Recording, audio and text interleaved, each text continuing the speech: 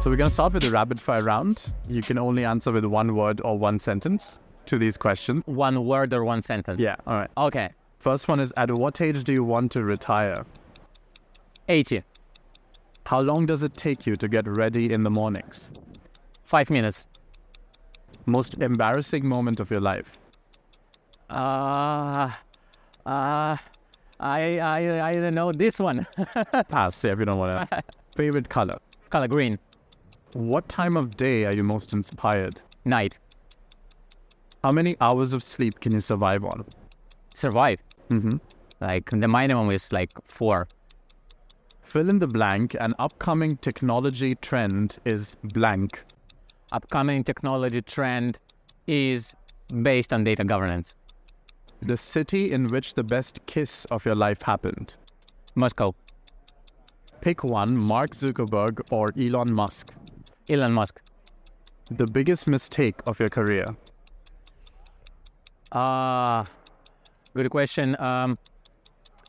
There were a lot of them. I can't choose one. How do you relax? With my wife. How many cups of coffee do you drink per day? 1 or 2. A habit of yours that you hate. Overworking. The most valuable skill you've learned in life. Stakeholder management. Your favorite Netflix show. I watch anime. Are you an early riser or a night owl? Night owl. One word description of your leadership style. Energy. Top priority in your daily schedule. Meetings with my team. Memorable career milestone. Moving to Amsterdam. And a recent business innovation that caught your attention. AI and data quality. That was the end of the rapid fire. Wow. You did really well. And now the long form questions, which you can answer with as much time and ease as you like, okay? Okay, sure. So how did you get started in working with data management? Okay, that's a good question. So in the early of my career, I had a very good chance to work as a BI analyst first, then as a data analyst, then a bit of the data engineering.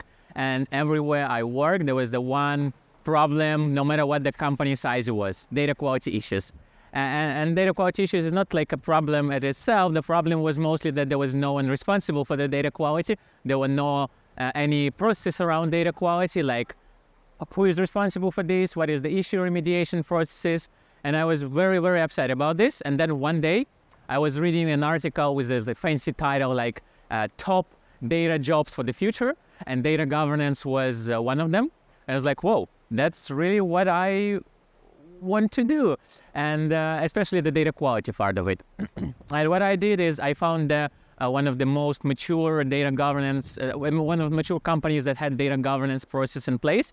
And this was like one of the biggest retail companies in Russia, which has more like 22,000 stores. And you can imagine like how big this company is. But for my luckiness, it was a very fast-paced company with a good data-driven culture. And I learned that a lot. And this is how I began my data quality and data governance journey. So do you always put data governance first and instinct next? What role do you think instinct has to play in today's society now that data is taking over everything?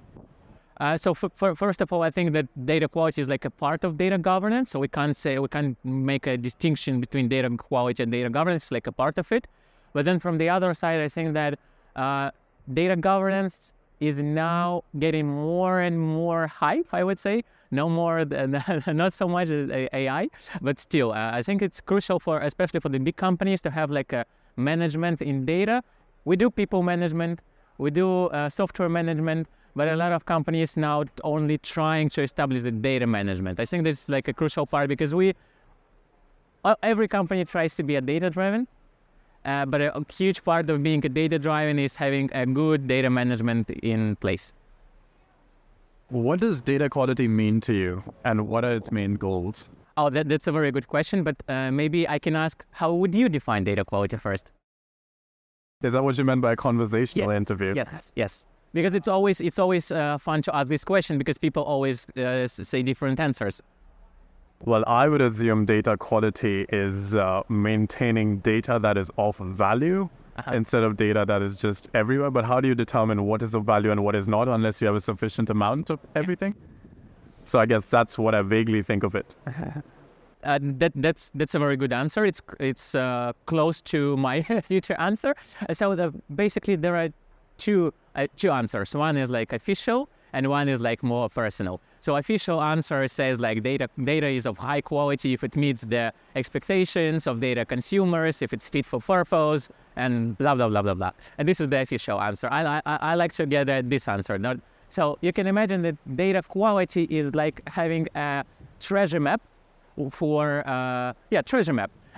If you have proper directions, if there is no misses in like different like steps, you'll get to your treasure as fast as you can. And in our world, the treasure for our companies that we work is always, getting more and more money, more revenue. So if you don't have any issues with your map, with your path to the treasure, then you'll get it faster. That's data quality for me, I would say. So could you provide some real examples of what good data quality looks like in practice? Once again, I wouldn't say that it's mostly by the use case. So because it's based on by the requirements, we can say that let's give me an example. If we have 5% of duplicates in a table, is it good or not? We don't know because technically, of course, any number of duplicates is bad, but that's based on the requirements. If we had, I don't know, like hundreds of billion rows, maybe like 2 duplicate rows is not a big problem. But if we have 100 rows, 2 duplicate rows is a big problem. So it's like it always depends on the requirements, I would say. But what we can do, what I can say is mostly that once again, let's go back to our treasure map. Imagine that we have 2 treasure maps, and yours has 5 steps and specific coordinates, and mine has 7 steps and other coordinates. There's inconsistency between our maps, but for the same treasure. So that's a good example of the data quality issue. If we compare the same map, we see different steps, and we don't know which is the right. So speaking of that, when it comes to data quality, where might different people involved in managing data disagree on what it means and how to achieve it? Based on at least my experience and from what I see in different companies, in different talks, the problem, there is not really a problem with disagreement on how to manage data quality. There are some, and basically that would be the topic for our tomorrow talk, how we as a data governance team managed to introduce a unified approach for the data quality across the whole JET. So just to give you a quick spoiler, we have a lot of engineering teams in JET that do data quality differently. And this leads to lack of like a comprehensive reporting for a single source of truth for data quality. And we as a data governance team, we introduced like a single source of truth, different controls in place, different specifications and processes. But let me keep this for tomorrow talk. But basically, the biggest problem that I see within the data quality is finding the the person that would be responsible for the data quality. Just one good example. You can ask, I can imagine that whenever a person you ask, is data quality important? Everyone will say yes. Of course, data quality is important. Yes. But then ask the same person, do you want to be responsible for the data quality? Most they'll say no. This is the biggest problem, I guess, in terms of, based on my experience, based on what I see in the market, finding the responsible individuals for the data quality, as well as establishing the issue remediation processes. Because it's easy to find that we have duplicates in a table, but how we will resolve this issue? That's the open question. I think this is the biggest challenge that organizations face when they're trying to manage data quality. So they're both open source and commercial tools for improving data quality. Can you explain the main difference between these two options? Of course, I can't speak on behalf of all the open source tools and paid tools, but I'm always trying to be in touch with different vendors to see what they're doing. But basically, I would say that it's more or less the same as we do in like software engineering or in any other technology areas. When you do open source, you're responsible for this. It's like you need to pull the repo and then it's your product. You need to deploy it by your own. You need to monitor it by your own. If you want to have any additional features, you are the one who need to implement this one. And with the paid, if going with the vendors, everything is already there, which from one side is good, but from the other side, there are risks. Like for example, vendor locked. You may use the tool for many years, but then I don't know, the price increases like 10 times, or the tool just goes off the market, and then you're stuck without the tool. As well as if you want to do some new features, it may not be possible because the tool it's not an open source.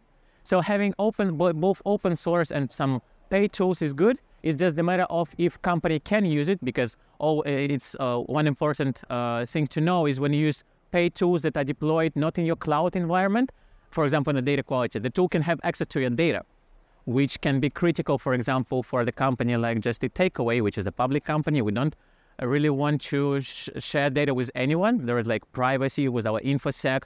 So open source is my personal choice. But if you can, of course, buying some vendor tooling where everything is already in place for you and you don't need to spend your time setting up these things always also works. And could you give us some examples of some of the open source tools that you'd like to recommend to our audience? Of course. So in terms of data quality, data validation, I no matter what company I work for, I always try to bring great expectations. Personal opinion, one of the best data validation tools. Then, of course, it's important to mention Soda. Soda is like another open source, and both Great Expectations and Soda have managed versions, so you can pay for a managed solution, but you can also do open source. As well, I think it's important to mention, it's not really a data quality, but it's a part of the data governance. A lot of data observability and data catalog tools, like for example, Data Hub from Accrual Data, from LinkedIn, or Open Metadata as well. And there are a lot of tools that I love to use as an open source. So what challenges do engineers and others face when trying to figure out what information is important for finding problems in their work processes? I mean problems in the data. I would say that the biggest problem when we try to establish the data quality process, the biggest problem is to find the data requirements. So imagine you have a table with hundreds of columns and billions of rows, and you want to do data quality on the table. You look at the table, but you see numbers, you see like strings, but you don't know if you see some null values, but you don't know should there be a null value or it shouldn't be. Is there a duplicates or not? Because you may not know the primary key, for example, for a table. I think the biggest challenge is understanding these business rules, because you can do technical data quality checks easily, like for example, some checks like timeliness to see if the data is updated in the time that it was expected, like duplicates check if you know the primary key, maybe some basic null checks. If you do data profiling and you see that, for example, this column has 100% non-null values, you can do a data quality check on the null value. But finding the business rules, like for example, in terms of Just Eat Takeaway and like the food delivery company, we can say that if this order comes from a specific country, it should have a specific ID with the specific value of a specific column. And these business rules are very, very hard to find. And I guess this is the biggest challenge. And so then how do you recommend overcoming these challenges to improve workflow efficiency? First of all, data profiling. Data profiling, if possible, if you have billions of rows and hundreds of columns, data profiling may be a bit expensive, but of course you can do like samples of data, profile samples of data. The first step, I would say, data profiling. Data profiling will say how many null values you have, what is the distribution, and all of this. And then later work closely with the find data owners, which is another very, very big challenge, finding data owners. As I mentioned, everyone says data quality is important. Who wants to be responsible? Almost no one. So finding the data owners, working closely with the business users, with the data consumers, with people who build dashboards on top of the data, with people who, with data engineers, of course. But mostly, I would say working closely with data consumers, because data consumers are people who on a daily basis consume this data. They know all the possible issues there. They work with the dashboards. They mostly maybe doing some data cleaning by their own, and you can find these rules there. So can you give some examples of adding data quality checks at the beginning of a data workflow to help spot issues? Yeah, of course. So there is a lot of them, but the simplest one and one of the things that is currently on maybe the same hype as the AI in terms of data governance, data contracts.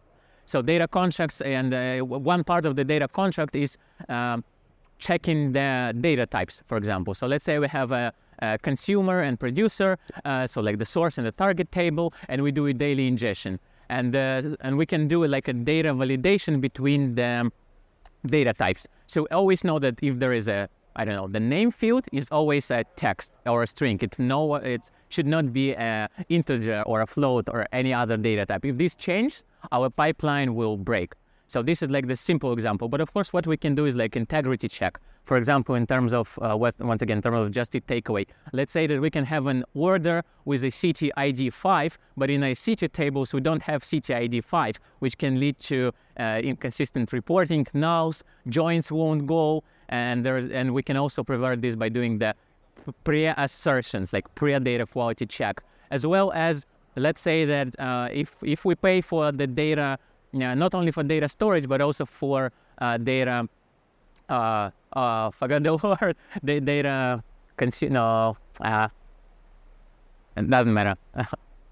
So processing, yeah. Oh, so we also pay for data processing. It may be worth checking that if there are data quality issues, we don't want to bring this pure data to our data marts. We don't want to pay for processing. That we will need to re-ingest again. Maybe it's worth stop the whole pipeline, fix the issue on the source, and then re-ingest it. That's another use case where you can implement data quality in the beginning of your pipeline rather than post ingestion or post transformation. Are there any specific instances where early data quality checks led to the discovery of significant data issues that you know of? Oh, there's a lot of them. Basically, that's why we are hired. Yeah, there's a lot of them. I don't know if I can share like the true like business example, but let's say like this, that the biggest example is duplicates. In some of the data marts with orders, we can have, because once again, Just Eat and many other companies are public companies. So we share our KPIs publicly because we trade, we know like how many orders we have, how many customers we have. This is public numbers. And having issue with these KPIs can lead to significant challenges for the company. Let's pivot a little. So in the world of data problems, what's the equivalent of tracking metrics across different parts of a service, like we do in application monitoring? I would say so. It depends on the scope of the data platform. So within data platform, and in order to have a proper data quality process in place, it's always based on tooling and the processes. And in order to deploy tooling, you mostly use the same software, the same tools that you use for the software engineering. Like you use Kubernetes, you use Grafana for monitoring, you use Elasticsearch for some the data storage, use databases. But in terms of the metrics, what is important, I would say, is data lineage. Data lineage is very, very important for the data quality. Understanding what is the data flow, that can help us identifying if there is an issue in the source, what tables would be impacted on our reporting layer, for example. And we can notify all the owners that there is an issue on the source, and therefore all the dashboards in Tableau, for example, may have inaccurate data. So having data lineage is very important, as well as measuring data quality on as a continuous processes. So not like we check the duplicates once, there are no duplicates where, okay, this table is of high quality. No, we need to do this daily or weekly, during every ingestion maybe, or at least on a continuous basis, and measure the percentage of rows that haven't met our expectations. So we can always have like a data quality dashboard, understanding what was the quality of the data a week ago, a month ago. Do we improve or not? So the last question of you is of a personal kind. It is, if not data, what would you be doing in your life right now? Music. Which is also data, I suppose. Yeah, everything is mathematics in the meantime. But yeah, music or painting. Music of your own. I try. I can't, but I really try. And painting. I also can't paint, but I really love to.